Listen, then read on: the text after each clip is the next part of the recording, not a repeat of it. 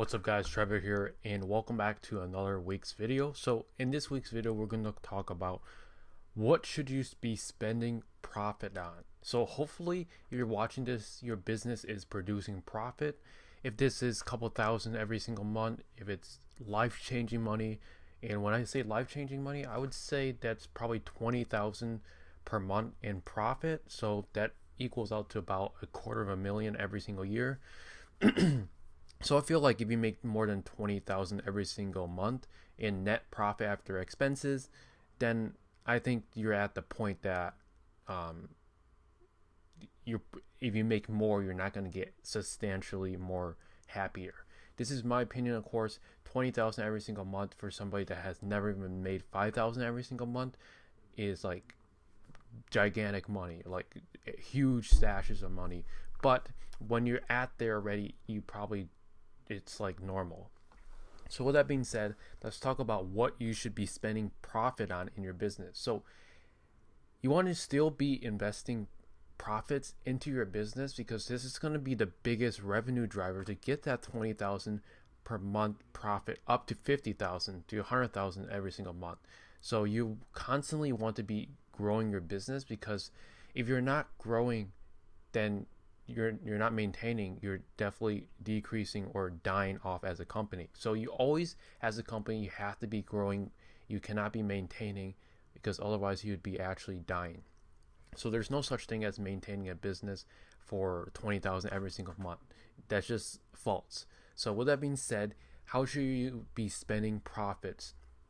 So hopefully a sizable amount goes back to the business, and that profit is reinvested in the business. This could be hiring, this could be more in marketing spend, new marketing channels. You just want to expand. Think of ways you can spend money to get an ROI back.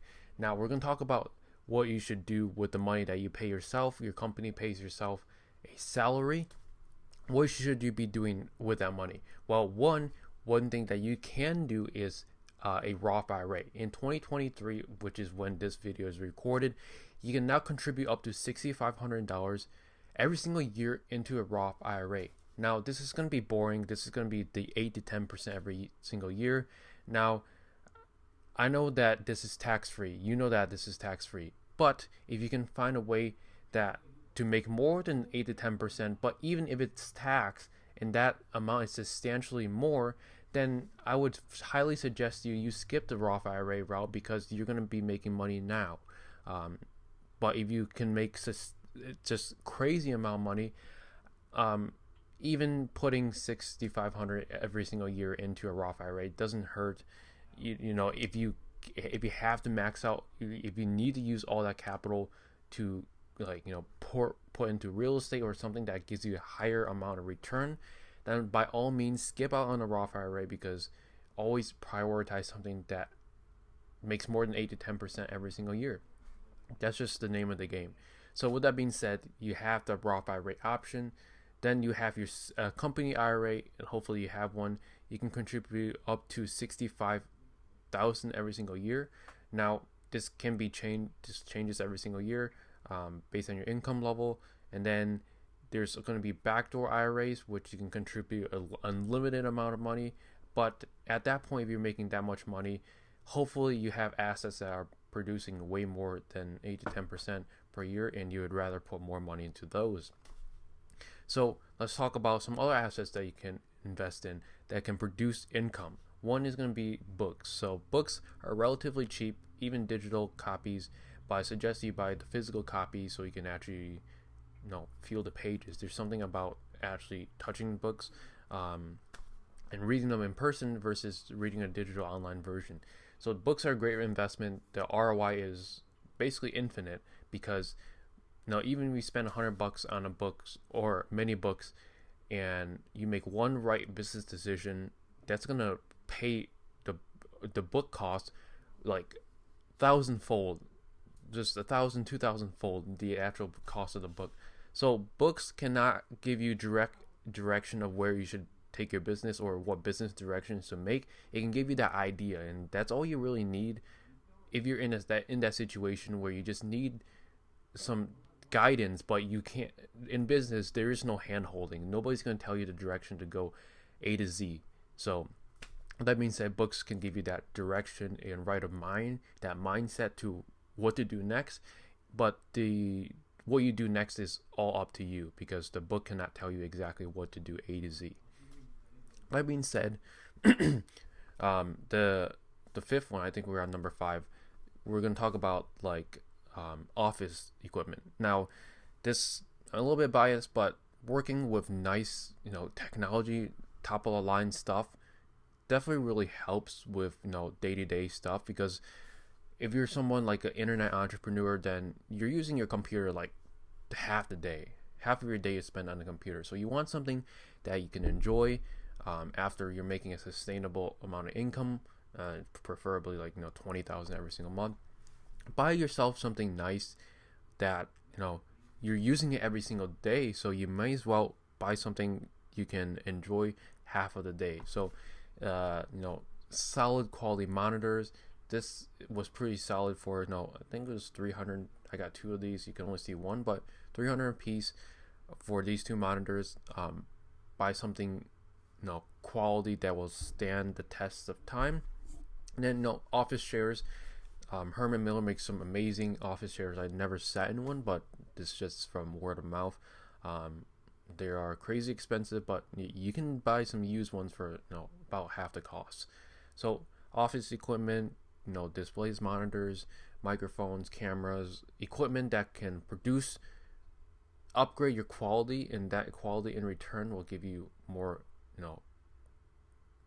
cash back. So if you don't use cameras for any of your businesses, of course, don't spend money on the camera. What's the point? And I wouldn't spend money on the camera, or I wouldn't be upgrading this camera if YouTube didn't pay me like, if YouTube paid me like $100 every single month, then I really don't think upgrading to another camera for like $2,000 makes sense, because what was the ROI of that? How long does it take to make my money back? You just stick with what you already have. So with that being said, office equipment, displays, monitors, office chairs, and then those are probably going to be the most popular things you can take profit and invest in. But these office equipments, if you use it for work, these are tax deductible. So, but speak with your accountant on that. Tax deductible. Take part of your company income and subtract that from your taxable income. So office equipment is excellent for that. So with that being said, those are probably the things that most people are going to be spending their profits from their business on.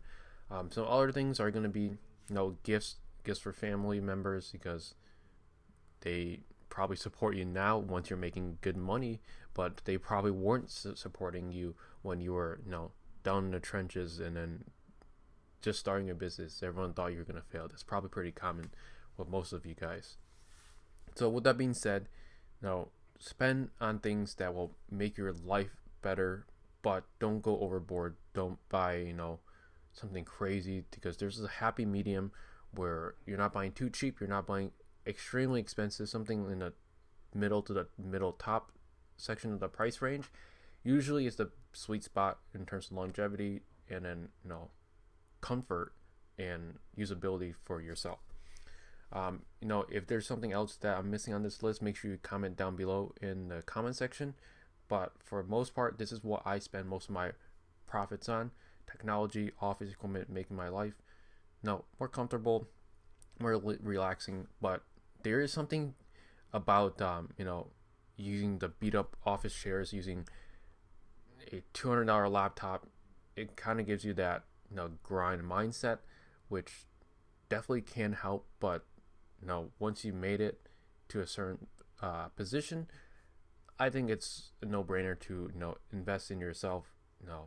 Keep it going in your business growth. So with that being said, hope you guys enjoyed this video. If you did, make sure you like and subscribe, and I'll see you in the next one.